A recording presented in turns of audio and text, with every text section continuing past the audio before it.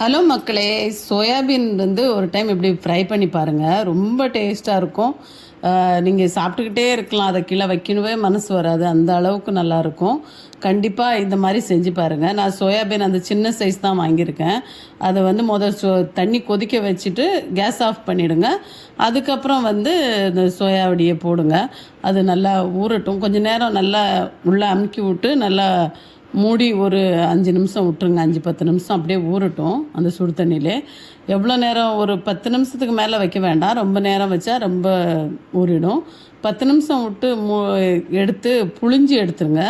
நம்ம வந்து மூடி கொஞ்சம் ஆற விட்ருங்க. ஏன்னாக்கி உங்களுக்கு கையில் புளிய வராது அந்த டைமில். இல்லைன்னா நம்ம செல்லடையில் போட்டுட்டு நல்லா தண்ணி ஊற்றி கழுவிடுங்க. அப்படின்னா அந்த ஆறிடும். ஆறுனதுக்கப்புறம் நல்லா புழிஞ்சு வேறு ஒரு பாத்திரத்தில் எடுத்துக்கோங்க. இப்போ பாருங்கள் எப்படி வெந்திருக்குதுன்னு. நல்லா சாஃப்டாக நல்லா பெருசாக இருக்கும். அந்த நேரம் பார்த்து நம்ம அதை வந்து நம்ம சலிச்சிக்கலாம். இப்போ வந்து நான் பாருங்கள் வேறு பாத்திரத்தில் தண்ணியில் ஊற்றிட்டேன். அதை சலித்து எடுத்துட்டு அதுக்கப்புறம் அதுக்கு மேலே கொஞ்சம் தண்ணி ஊற்றிடுங்க. தண்ணி ஊற்றி பண்ணிங்கன்னா ஆறிடும். உடனே பண்ணணுன்னா அப்படி பண்ணுங்கள். இல்லைனா நீங்கள் சலித்து கொஞ்சம் நேரம் விட்டுட்டு அதுக்கப்புறமா எடுத்து புழிஞ்சி மசாலா போட்டு ரெடி பண்ணிக்கலாம். இப்போ பாருங்கள் நான் எல்லாத்தையும் சலிச்சிட்டேன். ஃபுல் தண்ணி, ஆனால் தண்ணி இருக்கவே கூடாது. அப்போ தான் நமக்கு வந்து அந்த மசாலா அதில் பிடிக்கும். இல்லைனா ரொம்ப தண்ணியாக ஆகிடும். இப்போ பாருங்கள் நான் புழிஞ்சி எல்லாத்தையும் இதில் போட்டுடுறேன் வேறு பாத்திரத்தில். நல்லா புழிஞ்சி ரொம்ப கசக்காமல் நல்லா, ஆனால் தண்ணி இல்லாமல் புழிஞ்சி எடுத்துடணும். ரொம்பவும் தண்ணியாகவும் இருக்கக்கூடாது. சேம் டைம் ரொம்ப கசக்கி புழிஞ்சிங்கன்னா அது பிஞ்சு வந்துடும், சாஃப்ட் ஆகிடுது இல்லையா? அதனால் இதுக்கப்புறம் வந்து நம்ம மசாலா போட்டுக்கலாம். இதில் வந்து 1.5 ஸ்பூன் மிளகாத்தூள் போட்டுக்கோங்க. நான் ஒரு 1/2 கிலோ எடுத்திருக்கேன். அதுக்குள்ளே மசாலா சொல்கிறேன். 1/2 ஸ்பூன் மஞ்சத்தூள் போட்டுக்கோங்க. திருப்பி 1.5 ஸ்பூன் மல்லித்தூள் போட்டுக்கோங்க. அதுக்கப்புறம் பெப்பர் பவுடர் வந்து ஒரு 1/2 ஸ்பூன் போட்டுக்கோங்க. சீரக பவுடர் வந்து ஒரு 1/2 ஸ்பூன் போட்டுக்கோங்க. கொஞ்சம் சிக்கன் மசாலா வந்து ஒரு ஸ்பூன் போட்டுக்கோங்க.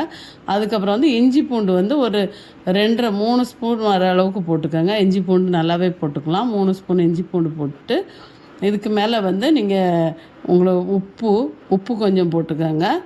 அதுக்கப்புறம் வந்து கார்ன்ஃப்ளவர் ஒரு 2 ஸ்பூன் போட்டுக்கோங்க. நம்ம கடலை மாவு இருக்கு இல்லையா, கடலை மாவு வந்து ஒரு 2 ஸ்பூன் போட்டுக்கோங்க. அரிசி மாவு ஒரு ஸ்பூன் போட்டுக்கோங்க. ரொம்ப இது எல்லாமே வந்து அந்த இதை பிடிக்கிறதுக்கு தான், ரொம்ப அந்த மசாலா வந்து வெளியே வராமல் இருக்கிறதுக்கு தான். இப்போ தேவையான அளவு உப்பு போட்டு லெமன் போட்டுக்கோங்க. லெமன் வந்து ஒரு 2 லெமன் ஊற்றிடுங்க. ஏன்னா அதில் ஒரு புளிப்புத்தன்மை இருந்தால் ரொம்ப நல்லாயிருக்கும் டேஸ்ட்டு.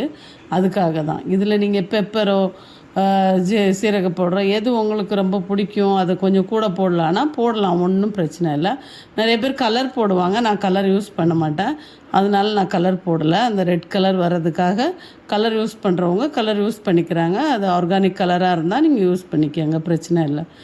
இது வந்து இதெல்லாம் போட்டுட்டு நம்ம வந்து நல்லா மிக்ஸ் பண்ணிக்கலாம். இதை எல்லாம் மிக்ஸ் ஆகி வரணும். நல்லா கொஞ்சம் மிக்ஸ் பண்ணிக்கோங்க. ஏன்னா அது கொஞ்சம் ட்ரையாக இருக்கிறதுனால டக்குன்னு மிக்ஸ் ஆகாது. ஃபுல்லாக நல்லா மிக்ஸ் பண்ணி விட்டுக்கோங்க. மிக்ஸ் பண்ணி விட்டு ஒரு மணி நேரம் 1/2 மணி நேரமாவது ஊறணும்.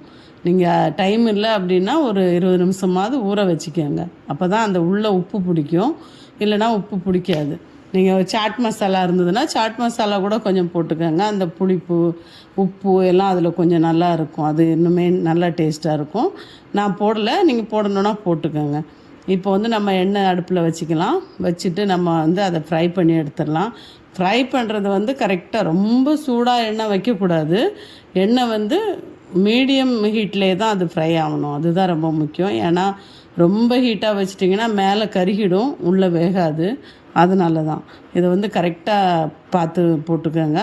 நல்ல மீடியம்லேயே சூடாகட்டும். ரொம்ப ஃபாஸ்ட்டாக வச்சு சூடு பண்ண வேண்டாம். மீடியம்லேயே சூடாகி நல்லா நம்ம கை இப்படி மேலே வச்சு பார்த்தோன்னா தெரியும் சூடு ஏறுதுன்னு. அந்த நேரத்தில் நம்ம போட்டுடலாம். நான் போடும்போது வீடியோ கட் ஆகிடுச்சு, நான் பார்க்கல, அதனால் உங்களுக்கு தெரியல. இப்போ போட்டேன் பாருங்கள். அது வந்து போட்டு ஒரு டைம் கீழே உள்ள ஐட்டம் எல்லாம் நல்லா வேகிற வரைக்குமே விட்டுருங்க. உடனே திருப்பக்கூடாது. உடனே திருப்பினோம் அப்படின்னா அந்த மசாலா அதை விட்டு அந்த பீஸை விட்டு வெளியே வர்றதுக்கு சான்ஸ் இருக்குது. அதனால் வந்து கொஞ்சம் நேரம் விட்டுட்டு ஒரு 10 செகண்ட் 20 செகண்ட் விட்டு அதுக்கப்புறமா வந்து நம்ம திருப்பணும்.